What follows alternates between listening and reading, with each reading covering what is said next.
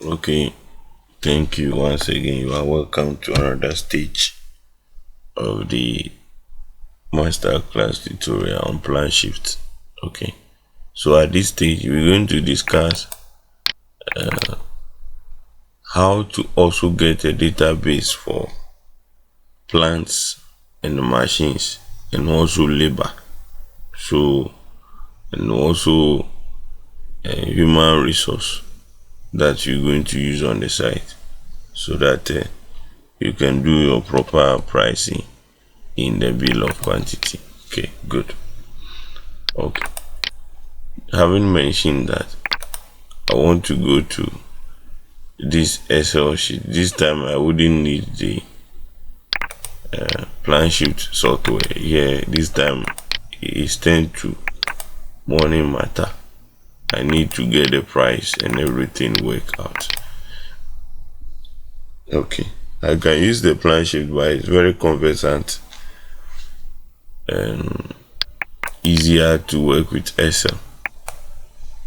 Okay, so at this stage, I have already introduced the topic plan and labor database. That is to how much they are charging you for a certain kind of work. So you need to know how much you are taking. Okay, so that you can easily do your pricing. So that is pretty much how much I'm introducing learners to. So here is a draft I have. Okay, a simple draft. So under plant equipment, tools, machines, it brings me here.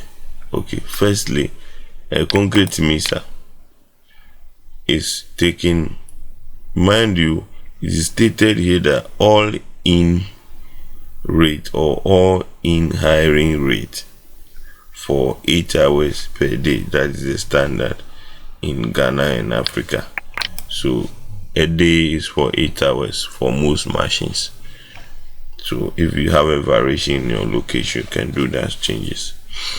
Okay, so I'm stating here that with concrete mixer, it's taking me 700 cedis for all in rate. So it means that if I'm paying the operator transport in and out, fuel and everything, is in this 700 cedis. Okay, the same thing for all other items leaders here.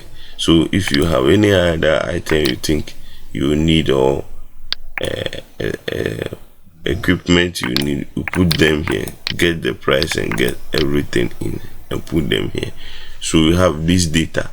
So should we be needing a concrete mixer for a certain kind of work, you use the calculation for it. So this is how simply you get a plant labor database or machines and labor database. You need to put all these things in place.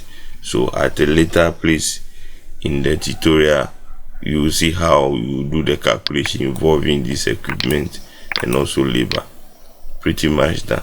So let me go to the other section, which is labor. Okay, they are all under this section.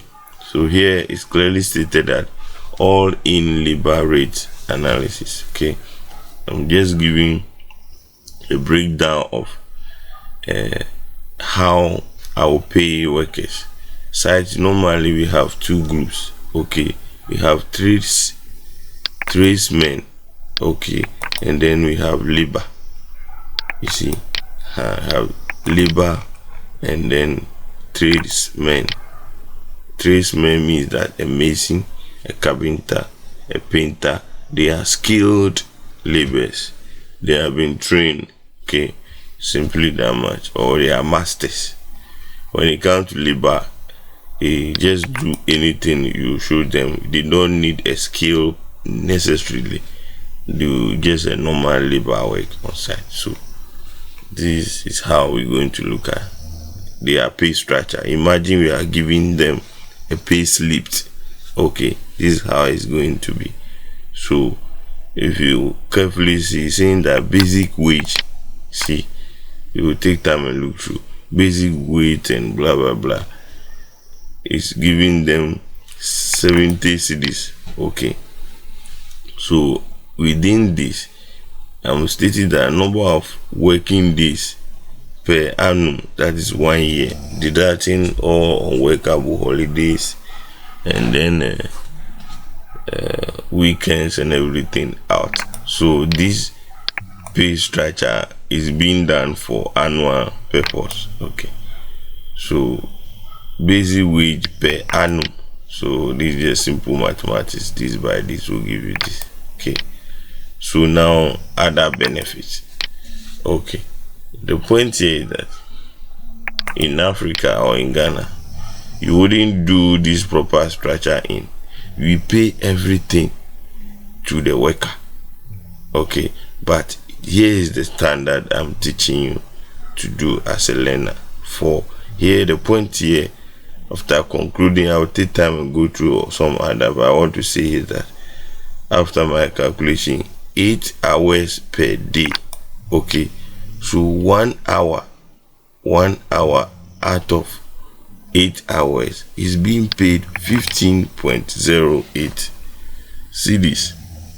So if the worker, this particular trade man, let's assume he's a painter, is working for a day, that means this particular fraction of it, 1 out of 8, so it's 15.08 times 8 will be the person's pay for a day. You see, so let's go back to detailing right here.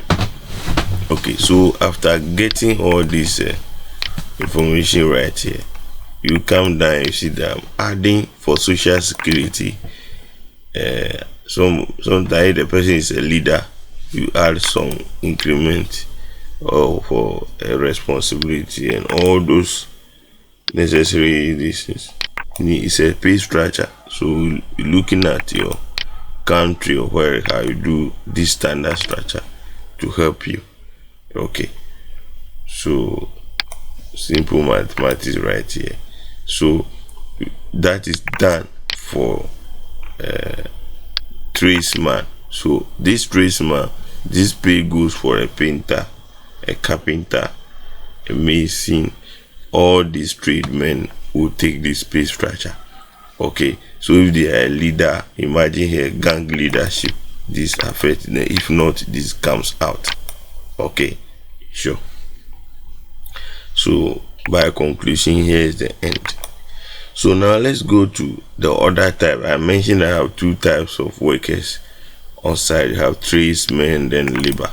So when it comes to labor, here is it. So basic salary for him now is 70 Ghana.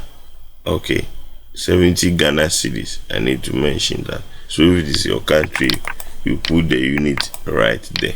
Okay, same format here. Now count social security and all those other things, work with it. If you go back to the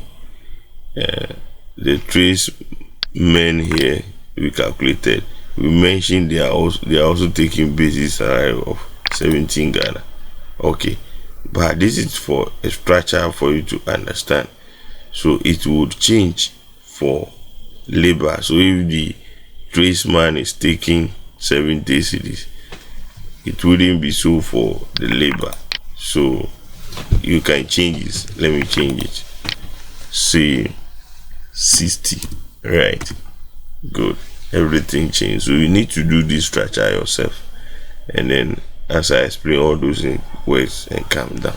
So here again I explain that by calculation, 1 hour, everything inclusive, all these taxes and all insurances and things work, means that the labor would have to take for each 1 hour 12 cedis 0.93 pesos. Okay, so if he's working for 8 hours a day, then it is this value times 8. The point here is that you might charge for a work where they will use half day or even 3 hours, but you need to charge appropriately. The point here is that it is not only you that is pricing for a job or you are in competition. imagine they call for a bid. So your charge must be competitive. A good example here is that maybe they want you have a road after the work is done, have a road where you need to do road markings. You need a painter. So the painter would have done this within six hours. So 6 hours, you can't be charging your client for all the 8 hours. So you will use this value to do the calculation, right? That is the pretty much a detail on how to do a plant and then labor database right here. So it is a draft, and this is what I use for all my projects. Okay, you do the same thing, and then you come to simple summary here. When you see here, I have labor all in rate. So for that calculation I have done, you now realize that general labor will take 103.43. Labor headman, so machine operator, so all these details comes here as a data for you to work, and all these things are for 8 hours, as I explained area on that. By the calculations we did, let me go back. By this calculation, for instance, for the tradesman, at the end we realized that it will be 15 cedis point 08 pesos. So now let's go back and see something here. Okay, so we didn't have that 15 cedis per 08 here because it has been multiplied by the 8 hours to get this. So this is by day, by a day of 8 hours charge. Okay, so I think this is quite good.